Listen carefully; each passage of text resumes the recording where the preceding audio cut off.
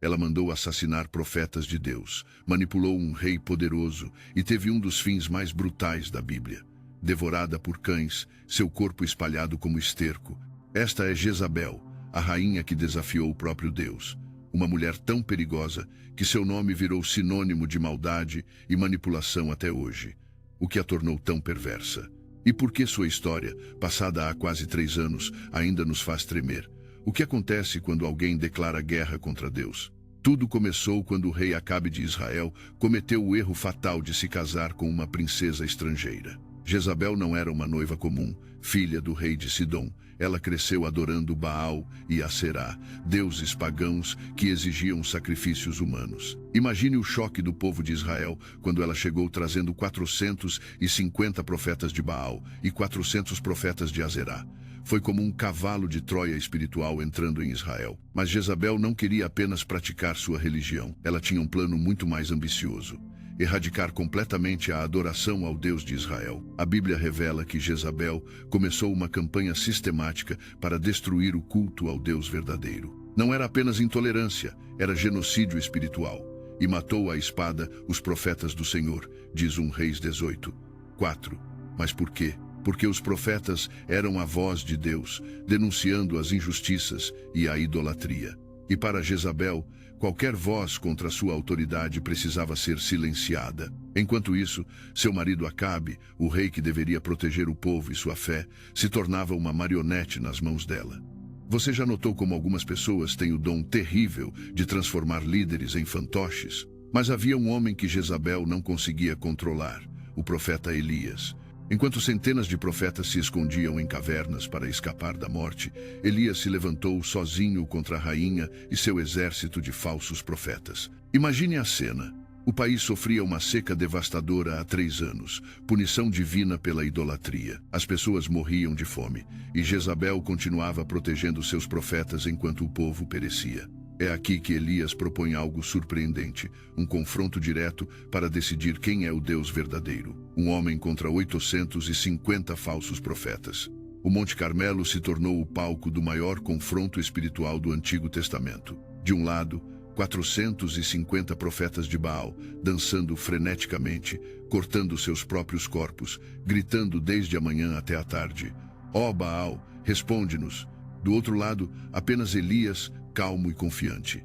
O desafio: cada lado prepararia um sacrifício, mas sem acender fogo. O Deus que responder com fogo, esse será o Deus verdadeiro. O povo, dividido entre 2 lealdades, observava em silêncio. As horas passavam, o sangue dos profetas de Baal escorria, mas nenhuma resposta vinha.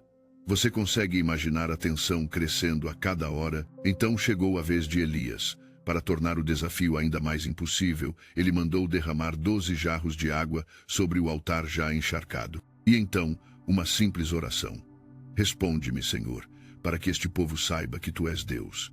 O que aconteceu a seguir deixou a multidão em choque absoluto. Um fogo sobrenatural desceu do céu, consumindo não apenas o sacrifício, mas a madeira, as pedras, o pó e até a água que enchia o fosso. Diante daquele poder incontestável, o povo caiu com o rosto em terra, clamando: "O Senhor é Deus! O Senhor é Deus!" A vitória foi tão completa que o povo, finalmente despertado, capturou os falsos profetas de Baal e Elias ordenou sua execução. A seca chegou ao fim com uma chuva torrencial. A bênção voltava a Israel. Mas enquanto o profeta celebrava esta vitória monumental, um mensageiro chegou correndo com notícias alarmantes. Jezabel havia jurado por seus deuses: "Amanhã, a esta hora, farei contigo como fizeste com meus profetas." Não era apenas uma ameaça, era uma sentença de morte. Como você reagiria depois de enfrentar 450 adversários e vencer, só para descobrir que a batalha verdadeira estava apenas começando? O surpreendente é que Elias, o mesmo que enfrentou sozinho centenas de profetas, agora fugia para salvar sua vida. A Bíblia revela que ele caiu em profundo desespero, pedindo até mesmo para morrer: "Basta, Senhor, toma a minha vida." Como alguém tão corajoso pôde se quebrar assim?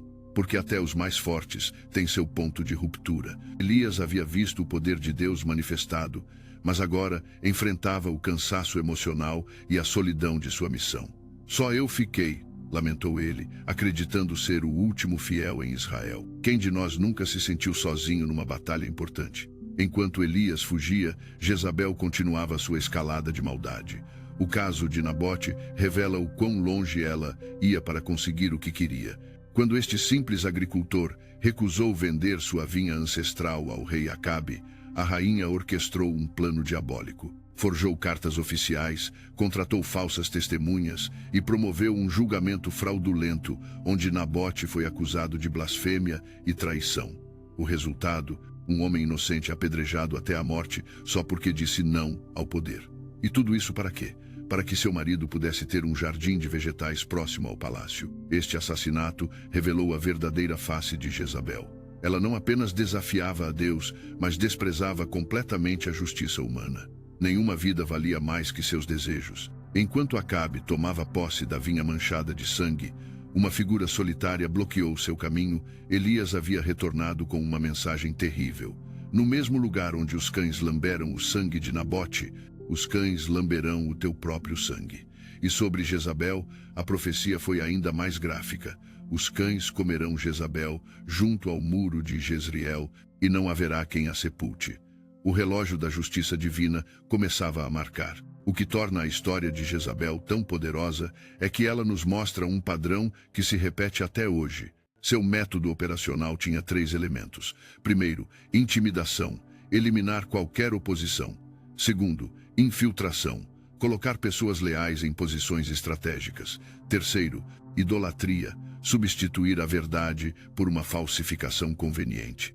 Não é por acaso que, séculos depois, no livro de Apocalipse, Jesus adverte sobre o espírito de Jezabel, que ainda seduz e engana. Você consegue identificar pessoas assim em nosso tempo? Anos se passaram. Acabe morreu em batalha, exatamente como profetizado, e os cães lamberam seu sangue. Mas Jezabel continuava viva, mantendo sua influência através de seus filhos que assumiram o trono. Parecia invencível, protegida por seus muros palacianos e guardas reais. Até que chegou o dia do acerto de contas. Um general chamado Jeú foi ungido por ordem divina para exterminar a casa de Acabe. Estou ungindo você, rei, para que destrua a casa de Acabe, disse o profeta. Era hora de Israel ser libertado da maldade que o consumia por décadas. Jeú marchava para Jezreel. Quando recebeu a notícia, Jezabel não fugiu nem se escondeu. Ao invés disso, a Bíblia conta algo fascinante. Ela pintou os olhos, arranjou o cabelo e olhou pela janela. Por quê? Alguns estudiosos sugerem que ela tentou usar sua beleza uma última vez para seduzir e manipular. Outros acreditam que se preparou como uma rainha para morrer com dignidade. De qualquer forma, seus últimos momentos revelam uma mulher que, mesmo diante da morte, mantinha seu orgulho e confiança em seu próprio poder. Da janela alta do palácio, Jezabel provocou Jeú, chamando-o de assassino. Sua arrogância permanecia intacta até o fim. Jeú olhou para cima e perguntou: "Quem está do meu lado?" 2 ou 3 oficiais do palácio apareceram, homens que serviam Jezabel, mas secretamente a desprezavam. "Joguem-na para baixo", ordenou Jeú. Em segundos, a rainha mais temida de Israel foi lançada da janela. A Bíblia descreve com detalhes impressionantes. Seu sangue salpicou o muro e os cavalos, que a pisotearam. A queda da poderosa Jezabel foi literal e brutal. Você consegue imaginar o choque de quem testemunhou? Depois da execução, Jeú entrou no palácio para comer e beber. Somente após se recompor, ele disse: "Cuidem daquela maldita e sepultem-na." Afinal, era filha de rei. Mas quando os servos foram realizar o funeral, encontraram apenas o crânio, os pés e as palmas das mãos. Os cães selvagens já haviam devorado o resto, exatamente como profetizado anos antes. Quando informaram Jeú, ele simplesmente declarou: "Esta é a palavra do Senhor, que ele falou por meio de seu servo Elias. No terreno de Jezreel os cães comerão a carne de Jezabel, e seu cadáver será como esterco sobre o campo." A profecia se cumpriu nos mínimos detalhes. O que torna o fim de Jezabel tão impactante não é apenas sua brutalidade, mas a precisão com que ocorreu conforme anunciado. Cada detalhe da profecia se cumpriu: os cães, o local exato, até a condição final de seu corpo. Isso nos leva a uma reflexão profunda. Existem consequências reais para nossas escolhas. Jezabel teve inúmeras oportunidades de mudar seu caminho, mas escolheu persistir na maldade até o fim. A história nos mostra que, por mais que alguém pareça poderoso e intocável, ninguém está acima da justiça, seja humana ou divina. A história de Jezabel não é apenas sobre uma rainha perversa de tempos antigos. É um alerta sobre o perigo dos manipuladores, sobre como o poder pode corromper e como a verdade, mesmo quando temporariamente suprimida, eventualmente prevalece. Em nosso mundo, ainda enfrentamos Jezabéis, pessoas que usam intimidação, manipulação e falsas aparências para controlar outros. Reconhecer esses padrões pode nos salvar de muita dor. A maior lição? Mesmo quando parece que estamos sozinhos contra um sistema inteiro, como Elias, a verdade e a justiça têm a palavra final. O mais extraordinário é que, enquanto a maioria das figuras históricas desaparece na irrelevância com o passar do tempo, o nome de Jezabel continua sendo um símbolo poderoso, mencionado até no último livro da Bíblia.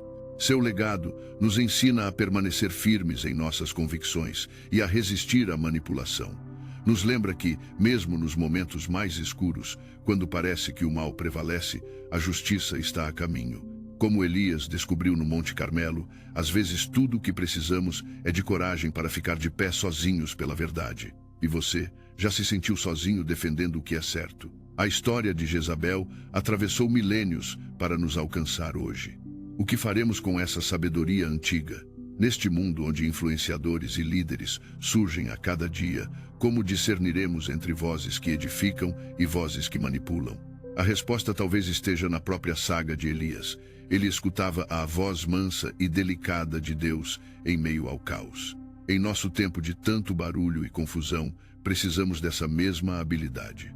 Aprender a reconhecer a verdade mesmo quando todos ao redor a negam. Porque assim como na época de Jezabel, a escolha de quem seguiremos determina não apenas nosso destino, mas o legado que deixaremos. Irmão e irmãs, se essa história mexeu com você tanto quanto mexeu comigo, me ajuda aqui, deixa aquele like maroto que me motiva a continuar trazendo essas histórias que transformam vidas. E se inscreve no canal, tem muito mais vindo por aí. Agora me conta, qual parte dessa história te impactou mais? Ou melhor ainda, você já viveu algo parecido? Desce aí nos comentários e compartilha comigo, porque adoro ler cada história de vocês. Deus abençoe sua caminhada.